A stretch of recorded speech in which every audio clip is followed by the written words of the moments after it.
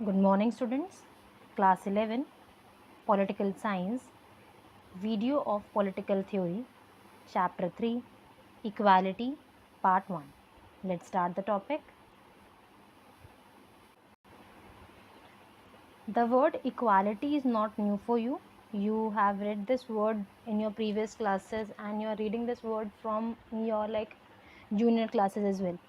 तो equality basically है क्या कि जितने भी लोग एक सोसाइटी में रहते हैं, जितने भी लोग एक नेशन में रहते हैं, आपके आसपास रहते हैं, उन सब के साथ इक्वल बिहेवियर किया जाए, उनके साथ किसी भी टाइप का डिस्क्रिमिनेशन ना किया जाए और सबको बराबर बराबर माना जाए। बेसिकली हम ये कह रहे हैं कि सबके साथ समानता बरतनी चाहिए। ठीक है। अब बेटा सोसाइटी में लोग जो हैं इक्वल होते ही नहीं हैं।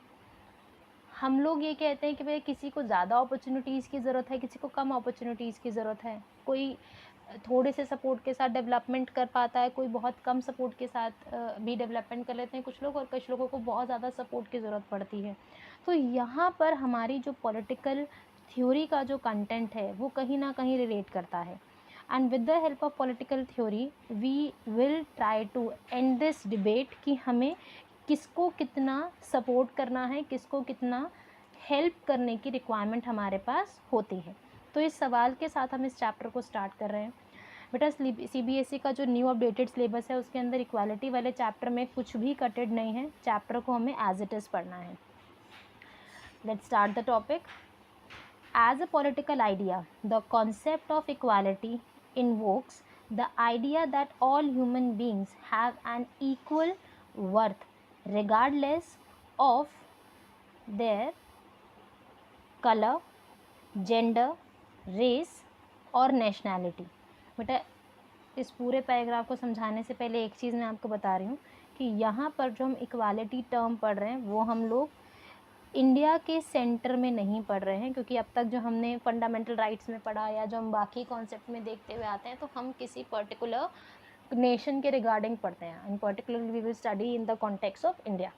बट यहाँ पर हम लोग नेशन वाइड की बात करेंगे, हम लोग इंटरनेशनल लेवल पर देखेंगे या एक जर्नल कॉन्टेक्स्ट में इस टर्म को समझने की कोशिश करेंगे कि इक्वालिटी जर्नली किस तरह से रिलेटेड है और किस तरह इंटरनेशनल लेवल पर या हर एक नेशन में इक्वालिटी लाने का काम किया जा सकता है। हम इसके बारे में बात करेंगे उस पूरे चैप्टर में।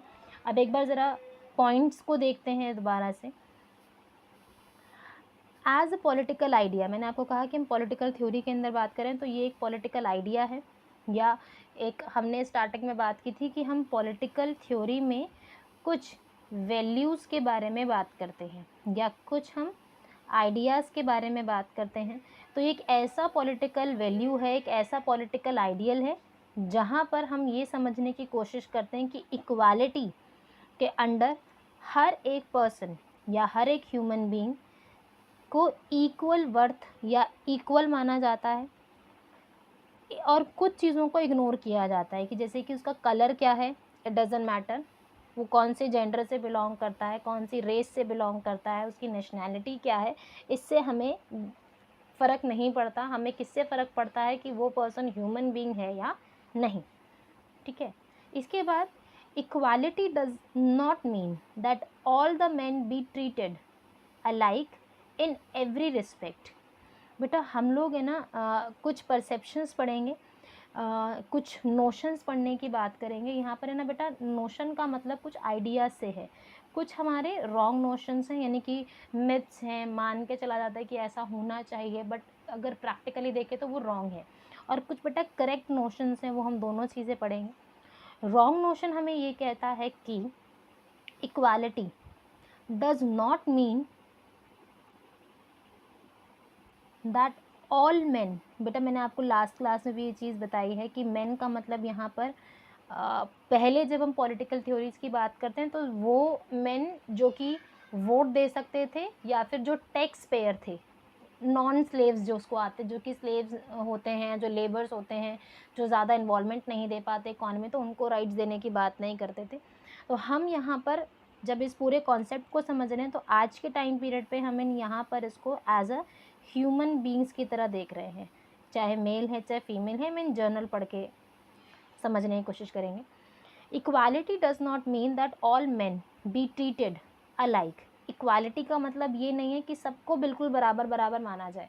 अरे हो सकता है कि कोई पर्सन डिफरेंटली एबल्ड है, उसको आपको ज़्यादा सपोर्ट की ज़रूरत है, कोई बच्चा है उसको आपको ज़्यादा सपोर्ट की ज़रूरत है, कोई सीनियर सिटीज़न है उसको आपके ज़्यादा सपोर्ट की ज़रूरत है, ठीक है। किसी एरिया के अंदर टेक्नोलॉजी नहीं है, आपको ज़्यादा इन्वॉल्वमेंट देना पड़ता है मनी के सेंस में, तो आपको ज़्यादा सपोर्ट की ज़रूरत है उस पर्सन को। तो हम हर एक पर्सन को बिल्कुल इक्वल ट्रीट नहीं कर सकते, ठीक है। तो ये एक रॉन्ग नोशन है, क्योंकि हमें कहीं ना कहीं डिफरेंस मेंटेन करके रखने की ज़रूरत है।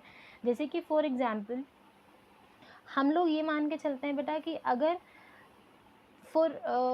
हम ये मान के देखते हैं कि हमें ना भूख लगी है, इन जनरल हमें भूख लगी है, किसी को 2 चपाती खाने की भूख है, किसी को 4 चपातीस खानी है, किसी का 1 चपाती में भी काम हो जाएगा, तो सबको 4 चपातीस आप दोगे तो आपका तो रिसोर्सेज वेस्ट हो रहे हैं।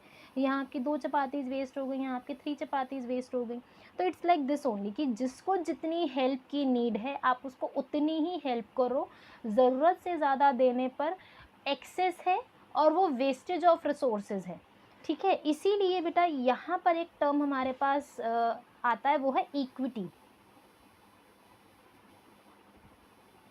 जिसे हिंदी में समता कहा जाता है। ये समानता नहीं है, ये समता है, ठीक है। तो इक्विटी का मतलब होता है जिसको जितनी ज़रूरत है उसको उतनी इक्वालिटी या उतने रिसोर्सेज दिए जाएं, ठीक है। और इक्वालिटी कहती है सबको बराबर बराबर ट्रीट करो, इक्विटी कहती है जिसको जितनी नीड हो उसको उस तरीके से ट्रीट करो। सबको बराबर बराबर ट्रीट नहीं कर सकते क्योंकि प्रैक्टिकल ही नहीं है। इसके अलावा बेटा करेक्ट नोशन क्या है, जो करेक्ट अजम्पशन हम मान के चलते हैं, that equality would imply that equal ought to be treated alike in the respect of which they are equal, यानी कि बराबर बराबर वालों में बराबरी रखें या फिर इक्वल्स के बीच में इक्वालिटी रखें। कोई एक पर्सन है, जैसे कि फॉर एग्जांपल आप सभी 12th क्लास के बच्चे हैं, तो आपको सभी 12th क्लास के बच्चों को इक्वल अपॉर्चुनिटीज़ प्रोवाइड कर रहे हैं। आप सभी 11th क्लास में पढ़ते हैं तो आप सबको इक्वल चांस दिया गया अपनी फेवरेट स्ट्रीम चूज़ करने का, या फिर आप जिस स्ट्रीम में आगे बढ़ना चाहते हैं आपको वो इक्वालिटी दी गई है। आपको ज़बरदस्ती नहीं कि भाई आपका 10 CGPA आया तो आपको साइंस ही लेनी पड़ेगी विद मेडिकल, या फिर लो मतलब पर एक बेसिक क्वालिफिकेशन भी हमने भी कम से कम इतना CGPA तो आपके पास होना चाहिए, इतना परसेंटेज आपके पास हो, तभी हम आपको वो स्ट्रीम दे पाएंगे, ठीक है। आपके पास इक्वल एक्सेस है, आप स्कूल जाएं, आजकल हम नहीं जा पा रहे बट आपके पास इक्वल एक्सेस है कि हम लोग ऑनलाइन क्लासेस ले सकते हैं, ठीक है। तो कुछ चीज़ों में हमारे पास इक्वालिटी होगी, पर वो कह रहे हैं ना कि इक्वल्स के बीच में इक्वालिटी होगी। इक्वल्स के बीच में मतलब जिनके बीच में आपको डिस्क्रिमिनेशन नहीं कर सकते, इक्वल्स के बीच में इक्वालिटी हम इमेजिन कर सकते हैं। एप्रोप्रिएट अपॉर्चुनिटी फॉर ऑल, सबको अपॉर्चुनिटी दी जाए बराबर बराबर। All man are equal in dignity and rights, सबको बराबर लाइक डिग्निटी का मतलब यहाँ पर एक सेल्फ रिस्पेक्ट टाइप्स ऑफ चीज़ से है, तो आपके पास रिस्पेक्ट भी हो पूरी और राइट्स भी हो पूरे एंजॉय करने के लिए, तभी आप इक्वल वाली कैटेगरी में आएंगे। इसके बाद है बेटा हम जॉन लॉक के बारे में थोड़ा सा पढ़ रहे हैं। जॉन लॉक ने कहा कि इक्वालिटी का मतलब है equality in practicing the natural rights. बेटा हम लोग बात करते हैं नेचुरल राइट्स के रिगार्डिंग, हमें ना बेटा जब राइट्स की बात करते हैं आगे बढ़ने से पहले, तो आज के टाइम पे आप पढ़ते हैं कि भैया कुछ ऑर्डिनरी राइट्स होते हैं, कुछ फंडामेंटल राइट्स होते हैं, कुछ ह्यूमन राइट्स होते हैं। तो हम इस तरीके से ऑर्डिनरी को लीगल राइट्स भी कहा जाता है, तो इस तरीके से राइट्स को बाइफिग्रेट किया जाता है। पर अगर हम लोग थोड़ा सा हिस्ट्री में जाते हैं, पॉलिटिकल थ्योरी के ही थोड़ा सा एंशिएंट टाइम पर जाते हैं, तो राइट्स का जो सबसे पहला डिवीज़न आया, उन्होंने कहा कि राइट्स सिर्फ और सिर्फ नेचुरल होते हैं, राइट्स सिर्फ और सिर्फ नेचुरल होते हैं, और नेचुरल राइट्स कोई भी गवर्नमेंट, कोई भी अथॉरिटी, चाहे वो अथॉरिटी राजा है या कोई और है, कोई भी अथॉरिटी आपसे वो नेचुरल राइट्स नहीं छीन सकता, कोई किसी भी कंडीशन में आपसे नेचुरल राइट्स नहीं छीने जा सकते। तो ये नेचुरल राइट्स कौन से हैं? लाइफ, लिबर्टी और प्रॉपर्टी।